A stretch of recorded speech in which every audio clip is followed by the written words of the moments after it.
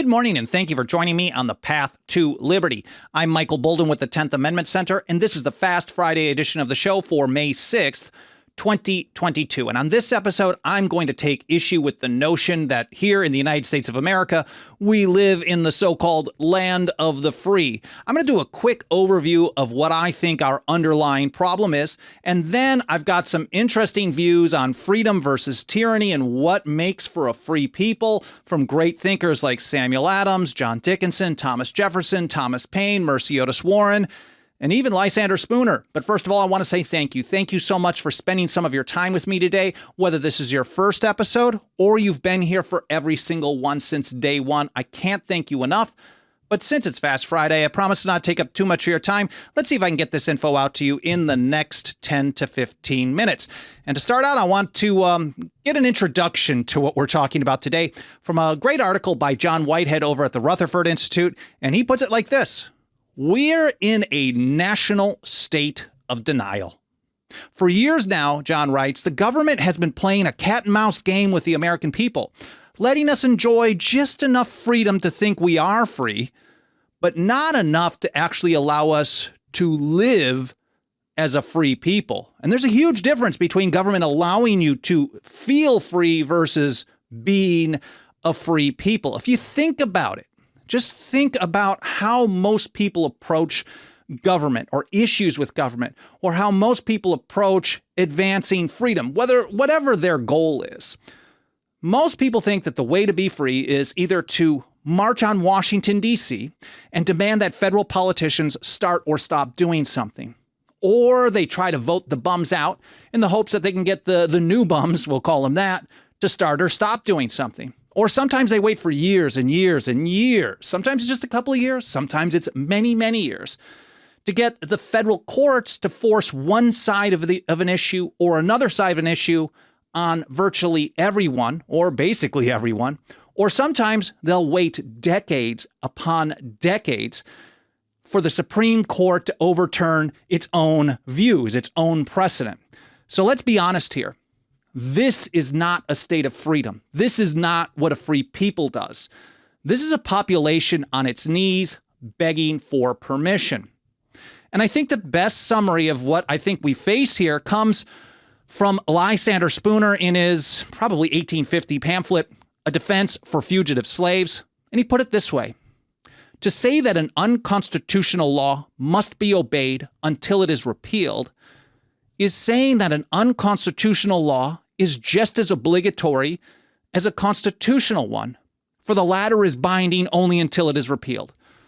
So if you have to obey a government act until the government says, well, the government that passed that act made a mistake, then an unconstitutional act is just as binding as what's supposed to be a constitutional one. That's elevating the government above the Constitution itself.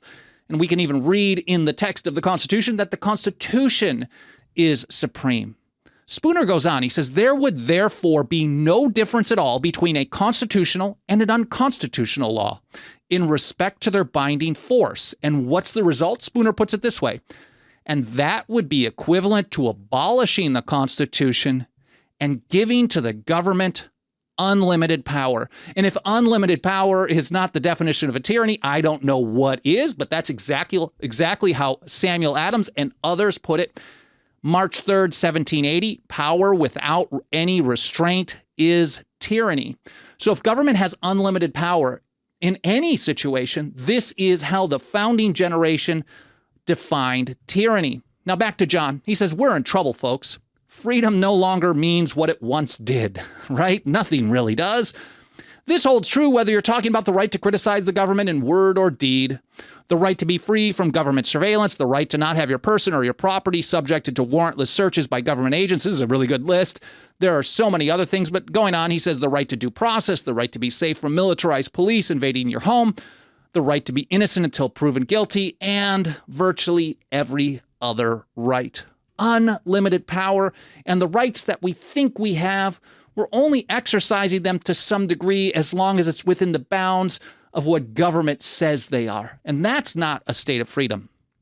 Here's what John Dickinson and Thomas Jefferson had to say in the Declaration of the Causes and Necessity of Taking Up Arms, which was approved by the Second Continental Congress just a few months after Lexington and Concord. This is July 6, 1775.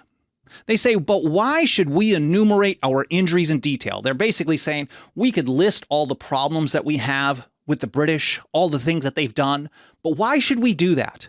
Because, they write, by one statute it is declared that Parliament can of right make laws to bind us in all cases whatsoever. What is to defend us against so enormous, so unlimited a power? Unlimited power, power without restraint, whether it's Spooner or Adams or Dickinson or Jefferson. This is the definition of a tyranny. And here's how John put it again. He said, my friends, we are being played for fools. On paper, we may technically be free. In reality, we are only as free as a government official may allow. We only think we live in a constitutional republic, but truth be told, we live in a dictatorship disguised as democracy. Whatever you want to call it, it's definitely not freedom. So what is a free people? That's the essential question here. What makes for freedom? Is it asking government to start or stop doing something, begging the courts, begging politicians, begging the executive branch? No. According to the founders, I think John Dickinson summed it up best in his 7th letter from a farmer in Pennsylvania against the hated Townshend Acts of 1767. He actually asks, for who are a free people? That's a specific question. I will link to that in the show notes, of course, so you can read it along with everything else in context on your own time. For who are a free people, wrote Dickinson? Not those over whom government is reasonable and equitably exercised. So again, that's addressing what I was talking about. Really, or I'm really repeating what Dickinson had to say. You're not free just because government happens to be taking a hands-off approach. Instead, Dickinson writes, but those who live under a government so constitutionally checked and controlled that proper provision is made against it being otherwise exercised. So in other words, as soon as they try to get out of line, something happens. Whether it's the people resisting, whether there's checks and balances, however it may be, but whenever it tries to do stuff it's not authorized to do, because power always tries to expand, it can't. And that's what makes for a free people. Or here's Thomas Jefferson's version. A free people claim their rights as derived from the laws of nature and not as the gift of their chief magistrate. I covered this in much more detail in an episode last fall, November 2021, What Makes a Free People? I will link to that in the show notes over at 10thamendmentcenter.com/path-to-liberty. It's worth checking out for first time or revisiting whenever you have a chance. Now, the essential question is, well, we know what makes for a free people, but how do you get there?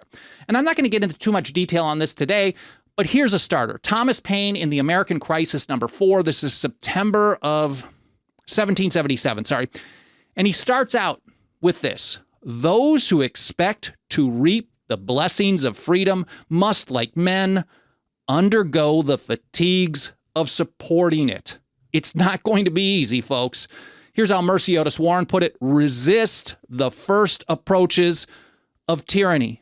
Or if we go back to Spooner, he said the right of the people, therefore, to resist an unconstitutional law is absolute and unqualified from the moment the law is enacted. Not later on, but from the moment it's enacted. So resist the first approaches of tyranny. If you want to defeat federal programs, it requires something other than going to the government to get the government to limit its own power. That is a failed strategy. That's what people have done for decades and decades and decades in different forms.